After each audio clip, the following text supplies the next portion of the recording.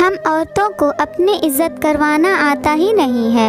घर में थकी हारी स्नेहा ने कदम अभी रखा ही था कि बेटा तरुण उस पर चिल्लाने लगा, मम्मी आपको पता है कि मैं करेले की सब्जी नहीं खाता हूँ, फिर भी आपने मेरे लिए कुछ और नहीं बनाया। बहुत जोर से भूख लगी है, घर में फ्रूट्स भी आप नहीं रखती। एक तो कॉलेज में आज प्रोफेसर ने पका दिया और फिर थके हारे आओ तो घर में कुछ मिलता ही नहीं है। पीछे पीछे बेटी ताशी भी कमरे से बाहर आ गई। आज का दिन ही खराब है। एक तो क्लास टेस्ट अच्छा नहीं गया और आपने मेरे लिए सलाद भी काट कर नहीं रखा। आपको पता है कि मैं डाइटिंग पर हूँ, आपसे एक काम ढंग से नहीं होता। तरुण ने ताशी की बात का समर्थन किया। हाँ, पापा भी यही कहते हैं कि तुम्हारी मम्मी किसी काम की नहीं, एक भी काम ढंग से नहीं करती। और रही सही कसर बच्चों की दादी ने पूरी कर दी। मेरा बेटा कभी गलत कह ही नहीं सकता। 2 ही बच्चे हैं और उनकी भी ज़रूरतों का ख्याल नहीं रख पाती है। कितने दिनों से कह रही कि मेरे घुटनों में बहुत दर्द रहता है, ऑर्थो तेल ला दो। मेरा चश्मा टूट गया है, उसे बनवा दो। लेकिन तेरी माँ को फुर्सत ही कहाँ है। सुबह बाजार गई थी और अब लौटी है।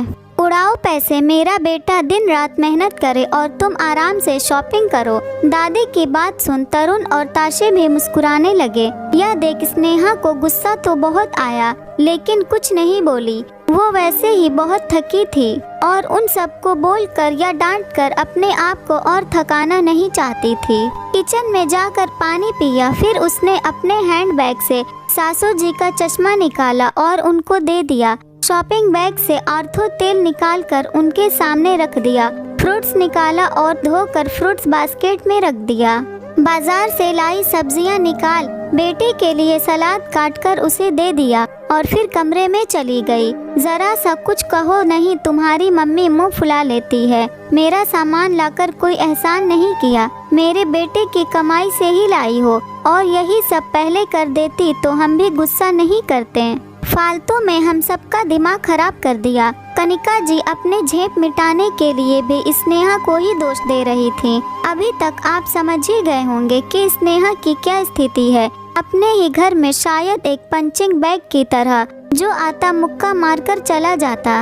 अरे अभी आप पति जी अनिल से तो मिले ही नहीं। जब घर के बाकी सदस्यों का यह व्यवहार था तो उनसे कुछ अलग की उम्मीद बिल्कुल भी मत करिएगा। शाम को घर आते ही कनिका जी ने दिन का सारा ब्यौरा बेटे को सुना दिया कि स्नेहा की वजह से तरुण और ताशी भूखे रह गए और बाजार से लेट आई तो वो भी दवा समय से नहीं खा पाई। अनिल का मूड ऑफिस में बॉस की डांट के कारण वैसे ही बहुत खराब था और घर पर स्नेहा की शिकायत, उसका भी सारा गुस्सा स्नेहा पर फूट पड़ा। यार तुम करती क्या हो घर में? मैं ऑफिस में बॉस की डांट सुनूं और घर पर आकर तुम्हारी कामचोरी की शिकायतें सुनूं? किसी काम की नहीं हो। मेरा घर अगर तुमसे नहीं संभाला जा रहा है तो साफ साफ कह दो, मैं नौकर रख लेता हूँ। कम से कम इस रोज रोज की शिकायतों से तो बच जाऊंगा। स्नेहा जिसने अपने 20 साल की शादी में सिर्फ पति, बच्चे और सासू जी और उनके रिश्तेदारों को खुश करने में बिता दिया, आज यह सुनकर उसकी भी सहने की शक्ति पूरी तरह से खत्म हो गई। उसने कुछ नहीं बोला लेकिन मन ही मन एक फैसला कर लिया। उसने 2-4 जगह फोन किया और रात का काम खत्म किया और सो गई। सुबह स्नेहा के घर से एक बार फिर तरुण, ताशी, अनिल और कनिका जी के चिल्लाने की आवाज सुनाई दे रही थी। मम्मी मेरा दूध ब्रेड कहाँ है? मुझे आज ओट चाहिए। बहू मेरे लिए आज उपमा बना देना। स्नेहा मेरा टिफिन और नाश्ता कहाँ है?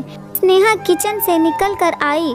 आप सभी को क्या, कैसे और कितना खाना है इसे बता दीजिए। किचन से एक औरत बाहर आई।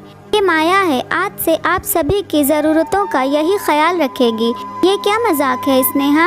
अनिल गुस्से से बोला, हमारे घर में आज तक कोई काम वाली नहीं रखी गई। तुम्हें तो सिर्फ मेरे बेटे की कमाई लुटाने आता है। यह घर का काम करेगी तो तुम क्या करोगी? कनिका जी भी तलखी, मम्मी जी मैं वही करूँगी जो 20 सालों से आप लोगों की नज़रों में करती आई हूँ, आराम।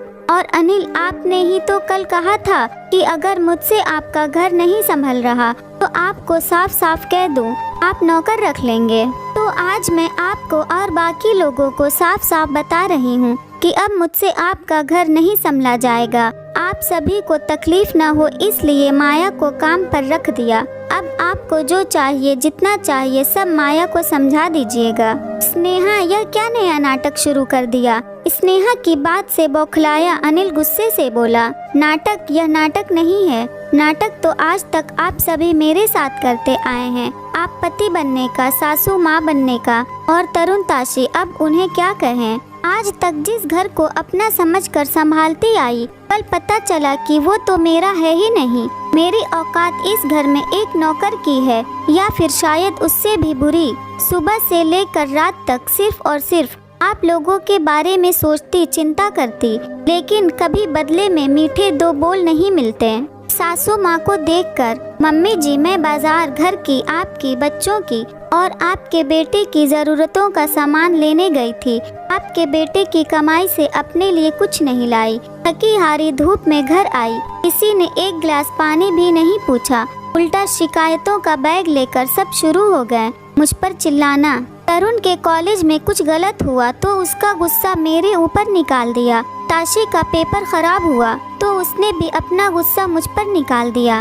अनिल को बॉस से डांट पड़ी तो उसका फ्रस्ट्रेशन मुझ पर निकाल दिया। और मम्मी जी, इन्हें पता नहीं मुझसे कौन से जन्म की खुन्नस है, कभी आज तक प्यार से दो मीठे बोल बोले ही नहीं।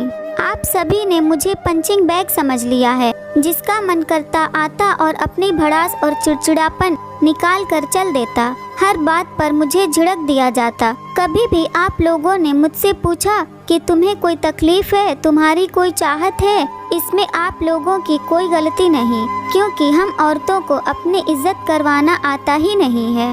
मम्मी जी, आपका बेटा अगर ऑफिस में मेहनत करता है तो मैं भी दिन रात घर में मेहनत करती हूँ। आपका बेटा सुबह 9 से 5 बजे तक नौकरी करता है, जिसमें संडे के अलावा और भी छुट्टी मिलती है, लेकिन मैं 24 घंटे और वो भी बिना छुट्टी लिए आपके बेटे का घर संभालती हूँ। सबको उनकी ज़रूरतों का हर चीज़ सही तरीके से मिल जाता है, फिर भी मुझे कहा जाता है कि मैं किसी काम की नहीं और न ही मैं ढंग से काम करती हूँ। इसलिए मैं आज और अभी से आपके घर की जिम्मेदारी छोड़ रही हूँ। अपने कमरे में जाते हुए स्नेहा पलट कर बोलती है, अनिल, औरत सारी जिंदगी अपने वजूद को भुलाकर मकान को घर बनाने में लगा देती है और बदले में सिर्फ यही चाहत रखती है कि घर के सभी सदस्य उससे सम्मान दें, उससे प्यार के दो बोल बोले।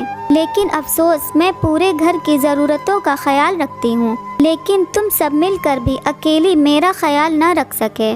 सभी की आंखें शर्म से झुक गईं। सच ही तो कहा था स्नेहा ने। सभी ने जाने अनजाने उसे पंचिंग बैग समझ लिया था। अगर आपके घर वाले भी आपके साथ यही व्यवहार कर रहे हैं तो आप भी पंचिंग बैग बनना बंद कर दें।